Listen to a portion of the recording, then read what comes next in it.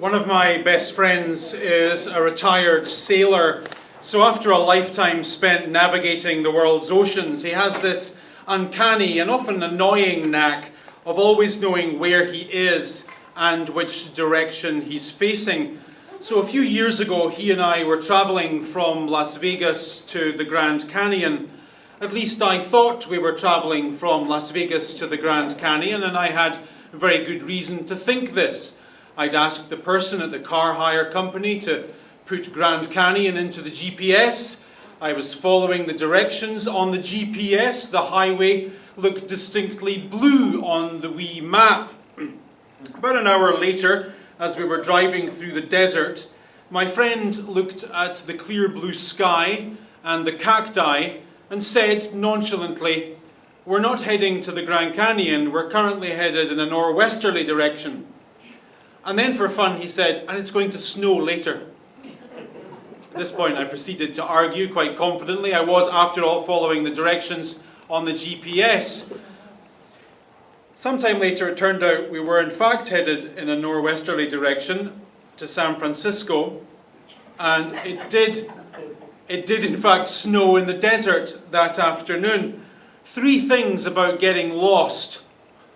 Thing 1, we don't get lost on purpose. No one does that. Thing 2, we get lost long before we realize we are lost. Thing 3, we end up where the road we are on ends up. And as obvious as that is when it comes to driving, it's sometimes not so obvious when it comes to living. That just as roads have predictable, definitive outcomes, so too lives have predictable, definitive outcomes. And the reason for this is because direction always beats intention. It doesn't matter if you sincerely intend, in this example, to visit the Grand Canyon. If you're on a road that leads to San Francisco and not the Grand Canyon, you're going to end up in San Francisco, because the direction in which you are moving determines where you end up. And when it comes to direction versus intention, irrespective of how good the intentions are, direction wins every single time. Last week, we started to think about how we might be able to predict our own futures. And the uncomfortable truth that I asked you to consider is that your life is presently, whether you realize it or not, headed in a direction. In your finances, in your career, in your relationships, in your health, you are presently on a road. And the road that you are on has a predetermined destination. And it is the direction of your life, not your hopes, not your dreams, not your wishes, not your intentions, but the direction that determines your destination. This morning I want to read from one of the oldest parts of the Bible, some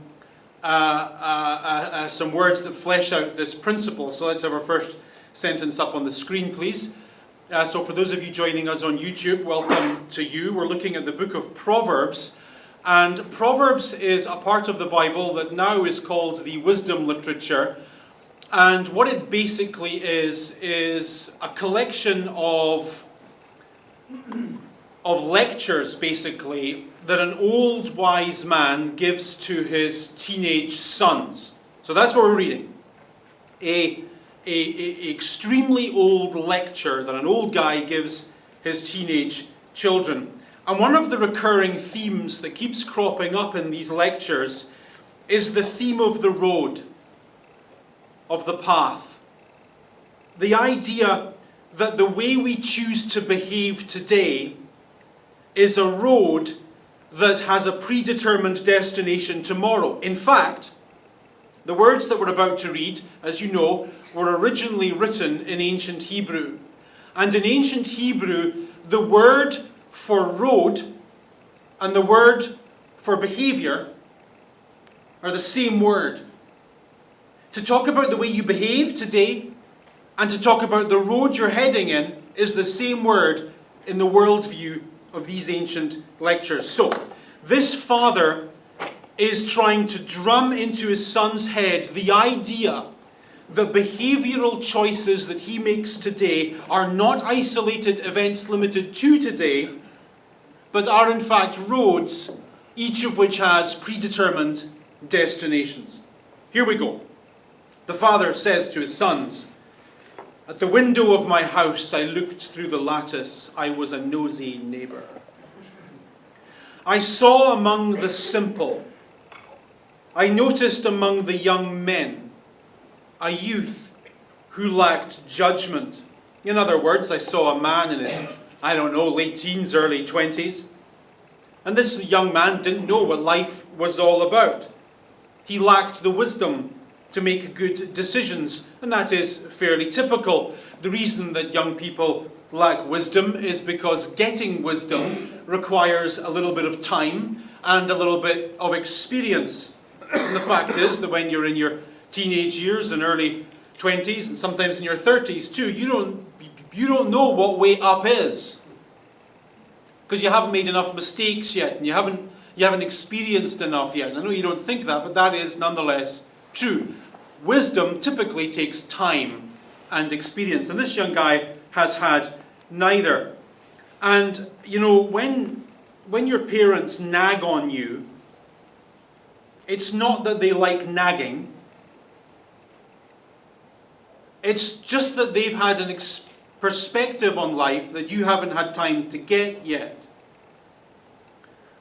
Notice, however, that when this particular father says he looks at this particular youth and says this particular youth lacks judgment, his criticism is reserved for this particular young man. And in describing this man as being among the simple, he places him among those who are unintentional about life. He's saying this guy is one of those people who thinks that now is now and then is then. That what happens today is about today, and what happens tomorrow is about tomorrow, and they are unconnected. And in the Bible, this is always a mistake. In the wisdom bits of the Bible, we are encouraged to always be thinking about where this is going. So we read on. This young man, simple of mind, was going down the street near her corner, walking along in the direction of her house at twilight, as day is fading, as dark of night is setting in. Now, you've seen the movies. When this writer talks about her house and her corner and tells us that this particular scene is taking place at twilight, as dark is setting in, you know, I think, that this story is going to be about an evening of misadventure. But at this particular point, misadventure isn't on the mind of this young man. This young man is just walking down the road. The older, wiser man sees danger. The young man's just walking. That's all he's doing. He's just walking. And they both have a very different perspective on what is currently happening. The young man, notice the time of day, is walking down the street. He's been out with his buddies, had a few beers maybe, flirted with a few ladies at the bar, I don't know. He's feeling pretty good about life. He's not thinking about what's next. He's not thinking about where this is going. For him, this isn't going anywhere. He's just walking. That's all he's doing. So if there was a soundtrack in his head, it would be the soundtrack of Saturday night. Feeling good, feeling cool, positive vibes, positive tunes. But the old man, watching this scene, he hears a very different soundtrack.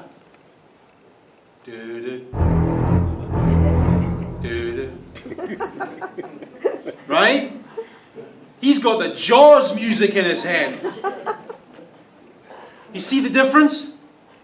Young man walking down the street sees no problems. The old man watching exactly the same scene sees danger. He is anxious because he knows that the particular road that this young man is on has a destination. And for some of you, this is exactly why you get so frustrated with parenthood. Because your child gets into a thing, and as soon as you become aware of that thing, you get a snapshot of what that looks like in 10 years. And when you nag on them, they're like, Dad, relax. Mum, it's only this one thing. It's only this one event. It's only this one situation. And they can't understand that you're not particularly upset about this one thing and this one situation and this one experience. You're upset about where this goes and what lies at the end of this particular road. This story was written to teach us that every road has a destination, and it is therefore essential that we pay attention to the destination. Because although each person, let's personalize it, although each and every one of you are unique, your story is boring.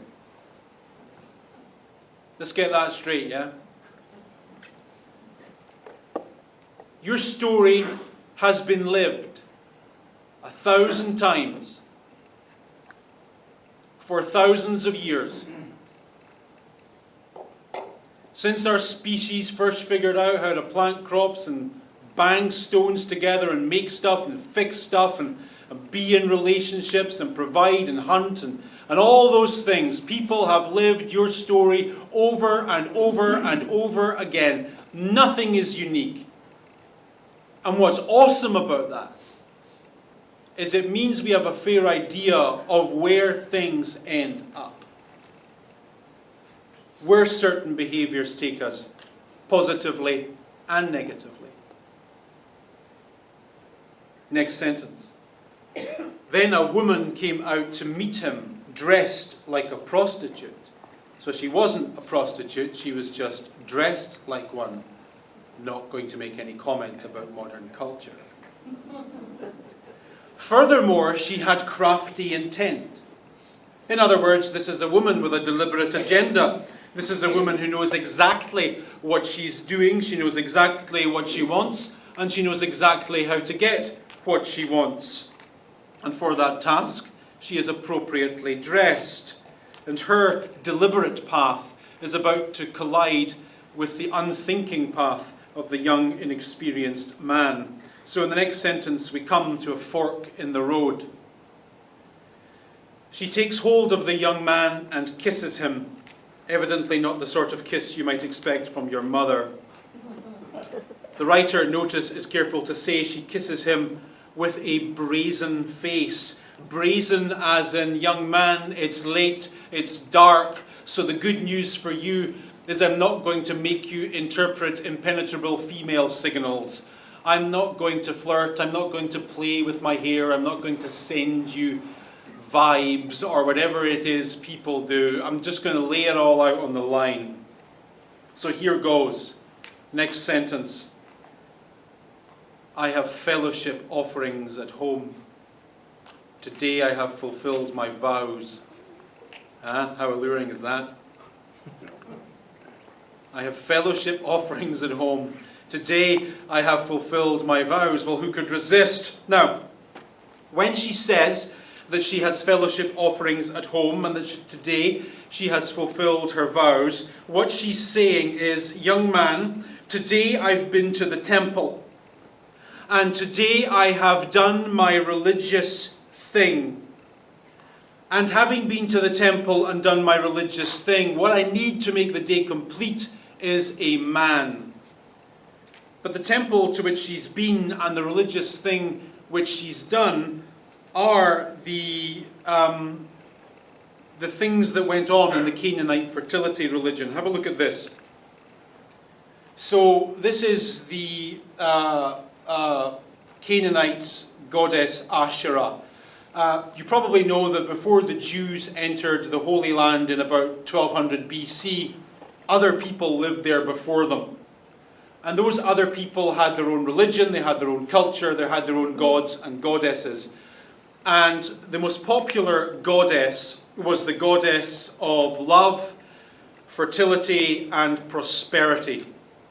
That's why she was popular. She was the goddess of love and prosperity. And her name was Asherah. And so if you lived in the ancient world and you wanted to have love, you wanted to have children, very important in the ancient world, and you wanted to have a prosperous life, you would go to the temple of Asherah. And it's a historical fact that during the Old Testament period, while the people of Israel were meant to be worshipping the God of the Bible, they were actually worshipping Asherah. And we know this, next slide please. We know this because pretty much the most common artifact found in Israel from the biblical era are these things. These are household Asherah charms. Pretty much every house had one of these in them, much like some of you from an Italian background will have a small statuette of the Virgin Mary in your home somewhere. Everyone had these things. So on the surface of it, people were meant to be into the God of the Bible, the God of the Old Testament, but in day-to-day reality, what people were into were love and money and the goddess who gave them love and money. Now, here's where it gets interesting. It was actually pretty interesting already. But here the interesting goes to another level, right? So the worship of Asherah was slightly R-rated. So what you would do is you would dress up in provocative clothing, and then you would take an animal to the temple of Asherah, and you would give the animal to the priest. The priest would then sacrifice the animal and give you some of the meat to take home. This meat is... Let's go to the next slide, please. Yes, so this meat is the fellowship offering that the woman is talking about in this sentence. When she says, I have a fellowship offering at home, what she's saying is, I went to the temple of Asherah, I took an animal, and the priest gave me some back. Then you would make your religious vows to Asherah, and then to complete your day of worship in search of love and prosperity, you had to go home and you had to be with someone, if you know what I mean. And this being with someone was a symbol of the love and the fertility and the prosperity that you hoped the goddess Asherah was going to give you. So therefore, in the ancient world, a devotee of the cult of Asherah was a sure thing. With me? So when the writer says that this woman was dressed in a certain way, and that she has fellowship offerings at her home, and that she has fulfilled her vows, what he's saying is, generously, she is, let's say she's pretending to be a devotee of the cult of Asherah, and she is using this as a powerful way of persuading this young man to be with her. It's brilliantly cunning. Young man, I need a man for religious reasons. Who can refuse? It would be cruel to. So there, in this fork in the road that this young man now finds himself in, there is a meeting of two very different people. There is a woman who is deliberate and intentional and devious in what she wants. And there is a young man who has aimlessly blundered into a potentially life-threatening predicament. Notice also how she appeals to his ego. She says, I came out to meet who? You. I looked for who? You. And I found who? You. In one short sentence, she uses the word you 3 times. She's good at this. She's asking the young man to believe that he is the man of her dreams, that as she went to the temple that day and thought of what she wished for her life, she didn't just wish for anyone, she wished for him specifically. 2 minutes ago, she didn't know he existed. Now he's the man of her dreams. Wow. And at this point in the story, the young man is probably thinking, this is a unique situation that has never happened to any young man in the history of the universe. Ever. So having appealed to his ego, she then turns to appeal to his appetites.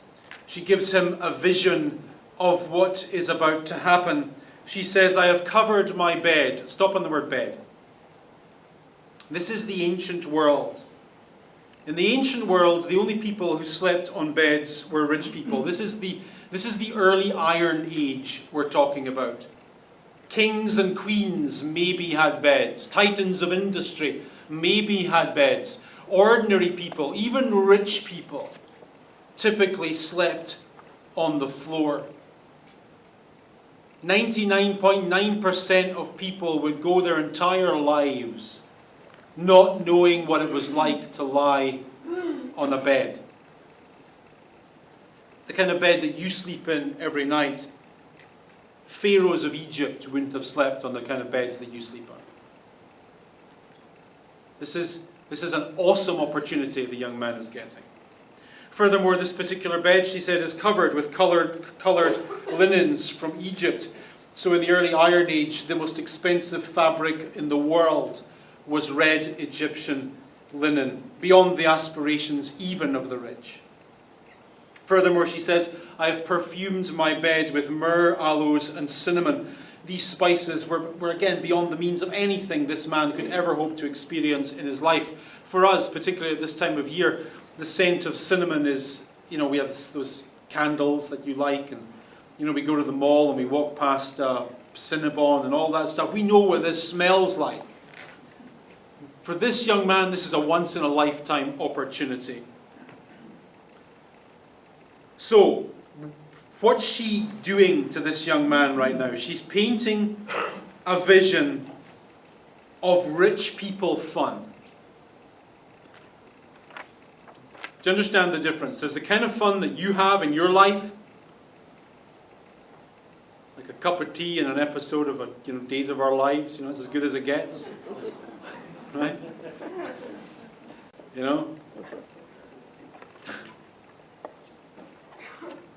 Maybe a vacation once a year, all inclusive, so you can budget. There's the kind of fun we have. And there's other people kind of fun. The kind of fun you read about, in Hello Magazine. And on, celebrity TV shows and all that stuff. And that's what's being offered to this young man here. Rich people pleasure.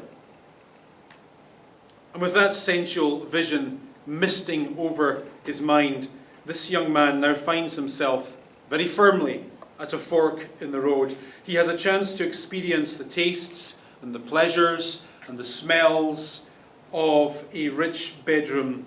And often that's the way it is, isn't it? In life, the road to be avoided, sometimes in a moment, seems the most desirable and the most expedient. From a certain point of view, this is a no-brainer, isn't it? He's a young man, he's got no attachments, what's to think about? But from another point of view, now for the call to action. Come, she says, let's drink deep of love till morning. Picture the scene, young man. A bed. Maybe you saw those on TV. Red linen. You read about it in Hello Magazine. Smells you've never smelt in your life before. The room filled with the bouquet of the Orient, and you and me. And then at the end of the verse, she says something that I think is actually very persuasive. She says, let's enjoy ourselves with love. The word enjoyment, I would suggest, is a very attractive word. What's wrong with enjoyment?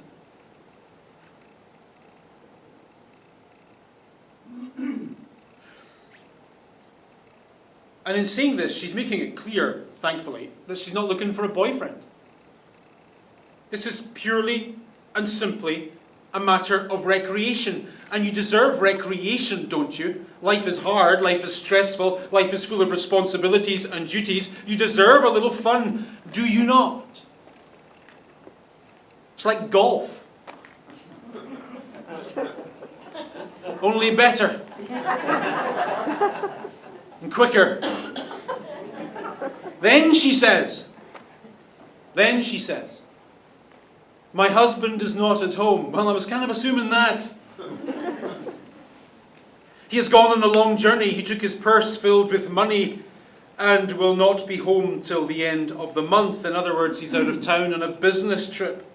This is consequence-free. That's the line she's peddling now. You will have nothing but enjoyment, and there will be no consequences to suffer. And this is always the lie of sin, isn't it? Oh, page 1 of the Bible, right there. Satan said to Eve, you can do what God said you should not do, and you will not suffer consequences. There are no consequences. The lie, I think, of sin in its early stages is that it separates action from result.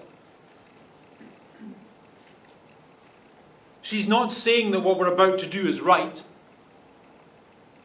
She's just saying we can get away with it. Now is now. Then is then. There is no connection. Then in the next sentence, the old killjoy wise man summarizes what has just taken place. He says, with persuasive words she led him astray, and she seduced him with her smooth talk. So literally and metaphorically now, this young man has been taken down a wrong road. He doesn't see it that way. For him, this is not an event connected to tomorrow. This is just an event that's happening now. This is a one-off opportunity to have some fun. Next sentence. All at once he followed her, no doubt, jaw hanging open. He's thinking, I'm living my own dream right now. I can't wait to text my friends in the morning and tell them what happened. They'll never believe it. So in his mind, this is a road that is taking him to a night of unrestrained enjoyment. And that is all it is. This is a road that leads to pleasure and it leads to nothing else. But the older, wiser man watching these exact same events unfold knows that this road leads to an entirely different destination. He knows that this young man is not headed for pleasure, but that he is headed for pleasure followed by disaster. The old man says, look at how grotesque his imagery is. He says, like an ox going to the slaughter, like a deer stepping into a noose till an arrow pierces its liver, like a bird darting into a snare, little knowing it will cost him his life. At this point, the young man would no doubt say to the old man, dude, what are you on? Ox, slaughters, arrows, livers, snares. Like, are you jealous? Is that what's happening right now? Like, chill. This is an event, limited to the duration of the event. And the old man says, no, it isn't. It is a road. And son, I'm telling you, every road has a destination. No road is unique. All roads have been travelled. And I've seen men travel that road 1,000 times, and in 1,000 cases, it ends up in a bad place. You will not be the exception to the rule. Trust me, son. So that's the story. And then the old man giving the lecture turns to his own children and applies the lesson. He says, now my sons, listen to me. Pay attention to what I say. Do not let your heart turn to her ways or stray to her paths. He says, let me clue you in. Like, let me show you what way is up. I know exactly where this leads. And you want to know why I know exactly where this leads? Because this is not unique. You are not the first man in the world to be taken in by the lure of consequence-free whatever. This is not new. People have been travelling this road thousands and thousands of times before you for thousands of years. This road has been travelled so many times that I know exactly where it ends up. You are like an ox to the slaughter. One day, you're going to wake up and you're going to wonder, why or how did I end up here? And the answer to that is you took a series of decisions that got you on a road. And once you got onto a road, the road took over and took you to where you are today. And I know it wasn't your plan to mess up your life.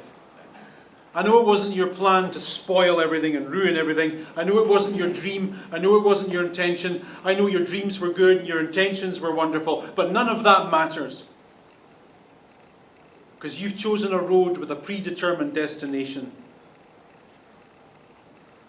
And although this hasn't happened yet, I'm watching you. And this is exactly where you're going to go. Because once you get onto that road, the road determines where it ends, not you. Then he says, many are the victims she has brought down. Many, many, many. This is not unique. Listen, whatever it is you're in, it's not unique. Her slain are a mighty throng. In other words, buddy, you're just part of a crowd. You're just a number. This isn't about you. This is about statistics. This is about probability. This is about, if it worked this way for all these people, why are you going to be different? Why are you going to be an exception to some rule? You're not. This is just observational wisdom. He says her house is a highway. A big, wide, stinking road. You think this is a bespoke pleasure experience just for you? Wake up. Get real. It leads to the grave, to the chambers of death. This guy is no fun. A bit extreme, isn't it? This is about probability and inevitability. He's saying, listen, in 100% of the cases I've seen, it ended badly. Therefore, I can say to you with confidence, if you are on that road, that's where it will lead. Now, getting out of the story and wrapping this up briefly. When the book of Proverbs in general, and this particular chapter in particular, talks about sex and things like that, it's not really talking about sex or things like that. It's talking about knowing the future. It's talking about those opportunities in life, many as they are, where wisdom and common sense would behoove us to go in one direction, and a lack of wisdom and common sense would drive us in another. And it wants us to know that those directions, whether they are good or bad, positive or negative, very quickly become roads. And get this, get it, and get it, and get it into our heads. Once you are on a road, the road takes over. And the road doesn't care what your dream is. The road doesn't care what your intentions are. And it doesn't care how good you once were or how bad you once were. The road is impersonal. The road just takes you somewhere. And that principle works for you and it works against you. I'll take a little deeper into this next week, but as we go, let's go by re-asking ourselves the difficult question. Think about it. And think about it seriously and understand. Like, I'm not saying something negative to you here. You are not unique. And it is unlikely you will be an exception to any rule. So think on this. If you keep doing what you're doing,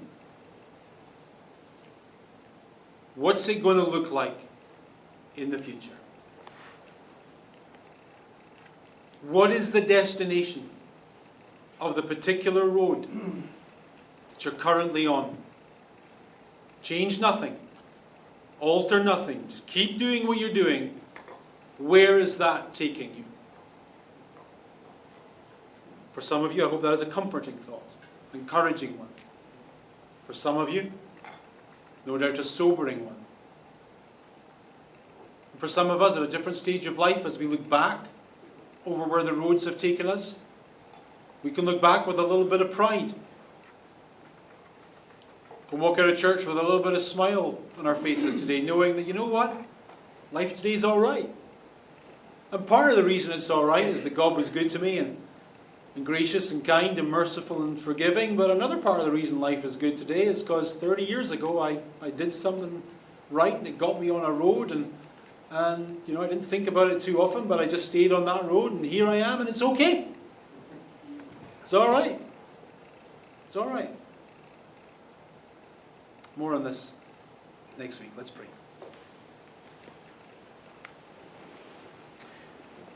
Our Father in heaven, believing as we do that you love us, that you care for us, and that you have our best life on your heart, we want to thank you that you don't give up on us. We want to thank you that whatever messes we are in are never so messy that they place us beyond your kindness and your rescue, and that you always wish to lead us to a better tomorrow. We confess to our shame that often we walk aimlessly, thoughtlessly through this one life that we have, that we pay too little attention to what we're doing and how we're doing it, and often find ourselves in trouble because of it.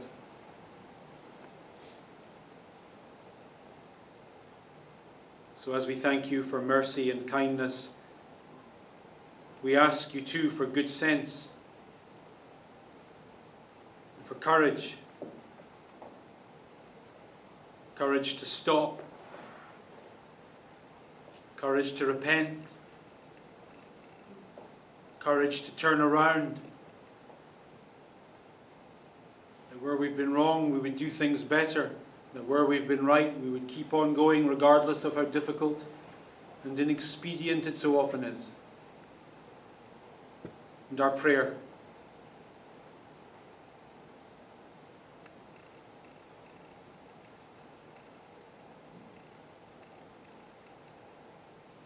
our decision, our declaration is that we would have better tomorrows because of the decisions we choose this week. Part us with your peace and your blessing, we ask, through Christ our Lord.